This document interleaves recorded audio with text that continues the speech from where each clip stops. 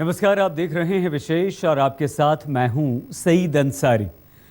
6 दिसंबर को अयोध्या में राजनीतिक हलचल सबसे तेज होती है। बाबरी विध्वंस की बरसी पर एक समुदाय शौर्य दिवस मनाता है तो दूसरा यौम गम, और इन दोनों के साथ साथ चलती है दोनों समुदायों के नेताओं की राजनीतिक कवायद। लेकिन इस सब के बीच अयोध्या की आवाज कुछ और है। वो 92 से निकलकर नई सदी में सद्भावना के साथ रहना चाहती है।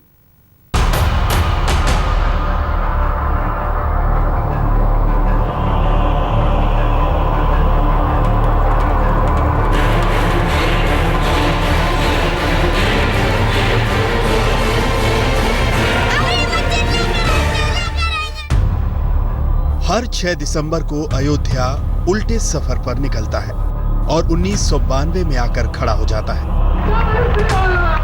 फिर वही दिन याद आने लगते हैं। लगभग चौथाई सदी बीतने को है, लेकिन ये तस्वीरें दिलो दिमाग से नहीं निकलती, देखी दिखाई जाती।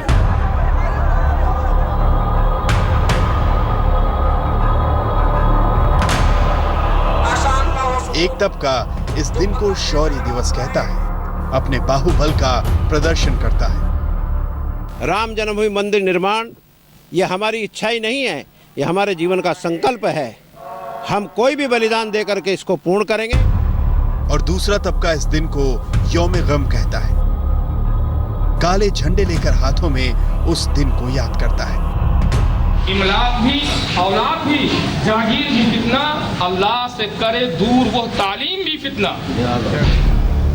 23 साल पहले की वो घटना इन बच्चों ने नहीं देखी, लेकिन जैसे इबादत की बातें बताई गई हैं, वैसे ही इबादतगाह पर गहरी चोट करने वाले उस दिन की काली यादें भी। इसीलिए ये बच्चे भी यौम गम में शरीक हैं।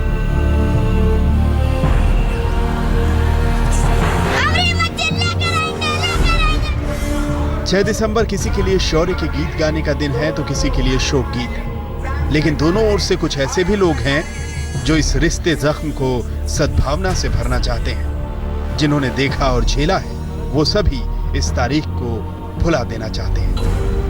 तनाव है ही नहीं, और ना पहले तनाव था ना आज तनाव है। वो तनाव करने वाले वो अच्छे इंसान नहीं थे, वो आतंकवादी थे। अपना कमाओ अपना काम करके चले गए, और वो सियासत की बुनियाद पर हुआ था, कोई मजहब की बुनियाद नहीं हुआ था।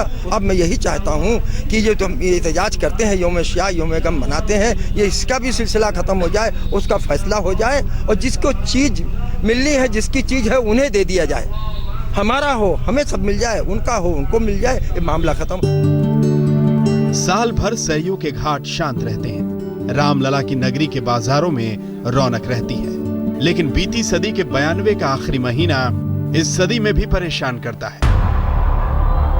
दिसंबर आते ही अयोध्या की गलियां सियासत का ठौर बन जाती हैं। कोई शौर्य प्रदर्शन करने पहुंचता है, कोई यौम गम को जाहिर करता है, और इसके बाद अजानों और घड़ियालों के संगीत पर सायरन हावी हो जाते हैं। गलियों में बूट बजने लगते हैं। रोजमर्रा की चीजें जैसे ठहर जाती हैं।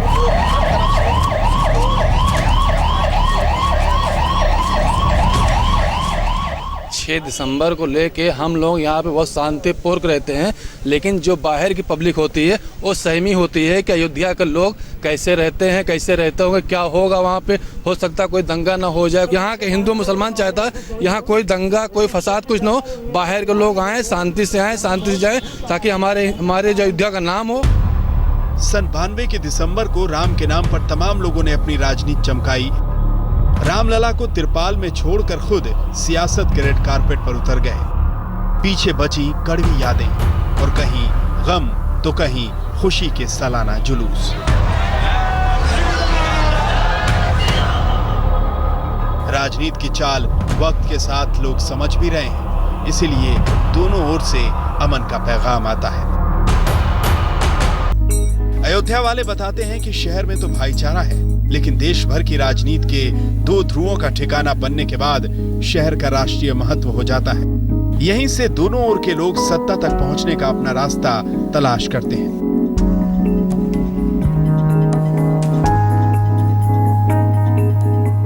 बनबीर सिंह, अयोध्या, आज तक।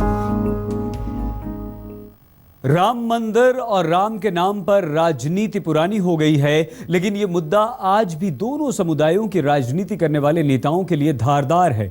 हिंदू संगठन बार बार अपना नारा दोहराते हैं तो दूसरे संगठन भी इस मुद्दे पर अपने हित के लिहाज से राजनीति करते हैं। राम मंदिर के नाम पर बीजेपी का सितारा चमका। पार्टी के बड़े नेताओं से लेकर विश्व हिंदू परिषद और राष्ट्रीय स्वयंसेवक संघ ने मंदिर बनाने का वायदा किया। राम मंदिर को मूल प्रतिज्ञा बताकर बीजेपी सत्ता तक पहुंची। तब से लेकर अब तक बीजेपी के एजेंडे में राम मंदिर है। 2014 के लोकसभा चुनाव के घोषणा पत्र में भी बीजेपी ने संविधान के दायरे में राम मंदिर निर्माण की संभावनाएं तलाशने का वायदा किया। उधर 23 साल से मामला अदालतों में विचाराधीन है और इधर तब से लेकर आज तक रामलला के नाम पर सियासत होती आई है। और अब जब बीजेपी बहुमत के साथ सत्ता में है तो सियासत अपने चरम पर है। मंदिर बना रहा है, कब कैसे अवसर आएगा आज कोई नहीं बता, लेकिन कब कैसे कितनी तैयारी रखनी पड़ेगी आपके सामने जीवन है। जो जीवन हंसते हंसते अर्पित हो गए वो भी है, और जो जीवन हंसते हंसते चल रहे वो भी। मामला सुप्रीम कोर्ट में है, लेकिन हिंदू संगठन बार बार अपनी मंदिर वहीं बनाएंगे वाली कसम दोहराते हैं। मोहन भागवत के इस बयान पर बाबरी के मुख्य मुद्दई हाशिम अंसारी तक की भौहें तन गईं। लाखों आदमी भूखों मर रहा है, उसकी तरफ देखो। बस मंदिर बनावेंगे, क्या मंदिर बनाओगे? बनाओ मंदिर, हिम्मत है मंदिर बनाओ। मंदिर वही बनाएंगे लेकिन तारीख नहीं बताएंगे। अब ये खेल बंद होना चाहिए। अब तारीख बताइए, राम मंदिर के लिए क्या करना है। मंदिर से इनका कोई लेना देना नहीं है, धर्म से इनका कोई लेना देना नहीं है। ये वो लोग हैं जिनके मूल रूप से आर्य समाज विचारधारा के लोग हैं, और आर्य समाज का विचारधारा दयानंद सरस्वती जी वो मंदिर के कभी पक्ष में रहे नहीं। अयोध्या तो 92 से आगे बढ़ना चाहता है, लेकिन सियासत उसे बार बार 92 पर लाकर खड़ी करती है।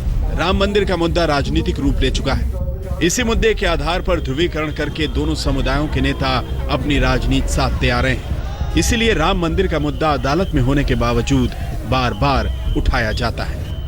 हम भारतीय जनता पार्टी और आरएसएस को आश्वस्त करना चाहते हैं कि बाबरी मस्जिद को उसी जगह बनवा देने से देश के सारे मुसलमान उनकी सत्ता की वापसी के लिए कोई कसर नहीं छोड़ेंगे और वो देश की सत्ता पालेंगे। तो हम तो ये कह रहे हैं कि दुनिया की कोई ताकत वह मस्जिद नहीं बना सकती, सारा विश्व बाबरा हो जाए। बाबरी कहते कहते मंदिर था, मंदिर है, मंदिर ही रहेगा।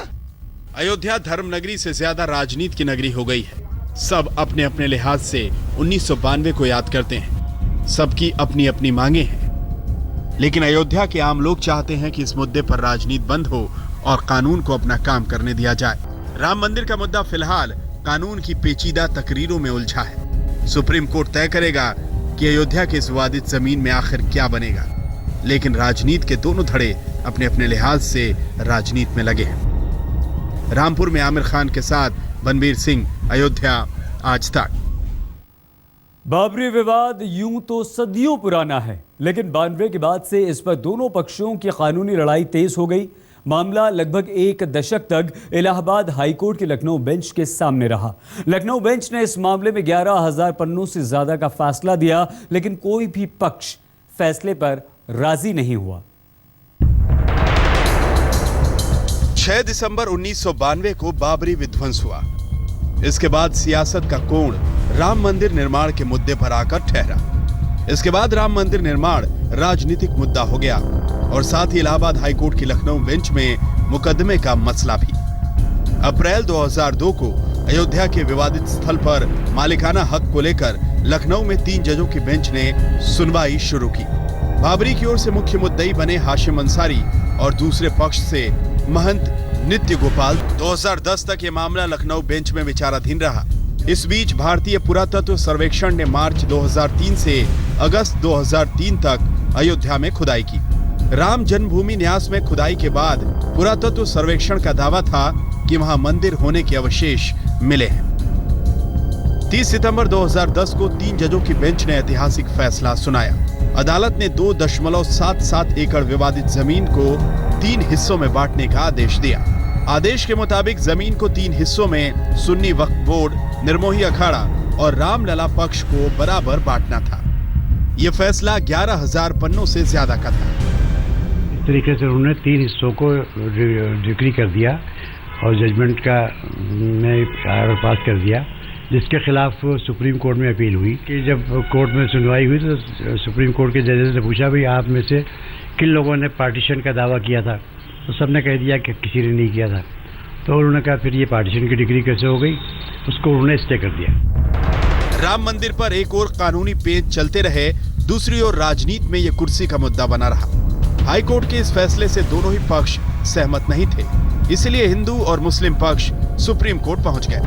मई 2011 में सुप्रीम कोर्ट ने इलाहाबाद हाई कोर्ट के फैसले पर रोक लगा दी। इस मामले पर सुप्रीम कोर्ट विचार कर रहा है और तमाम नेता इस पर राजनीति।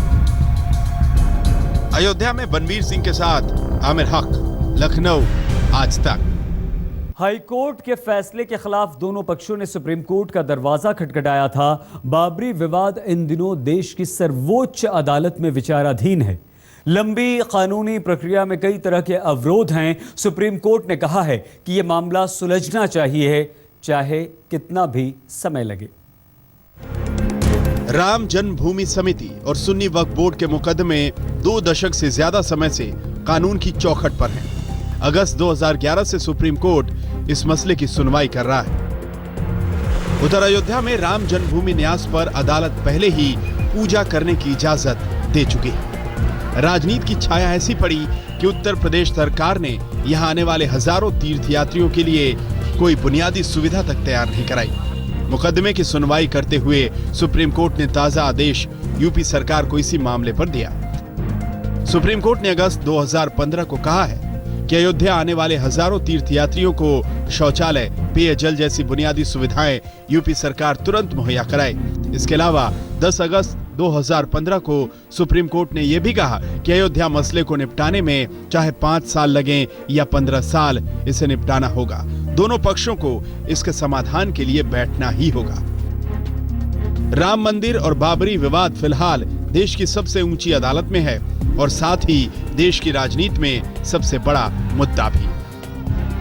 आमिर हक, लखनऊ, आज तक। विशेष में फिलहाल इतना ही। देश और दुनिया की हर अहम खबर के लिए आप बने रहिए हमारे साथ और देखते रहिए आज तक।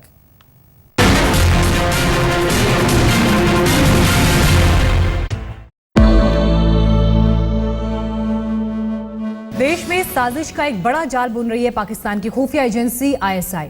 इसके लिए अब आईएसआई कर रही है सेना और सरकारी सिस्टम में सेंधमारी। दिल्ली पुलिस ने राजौरी से आज तड़के पकड़ा है सरकारी स्कूल का एक टीचर जो भारत में अनुपमा बानी पूरा मिला तो वह पद पाया।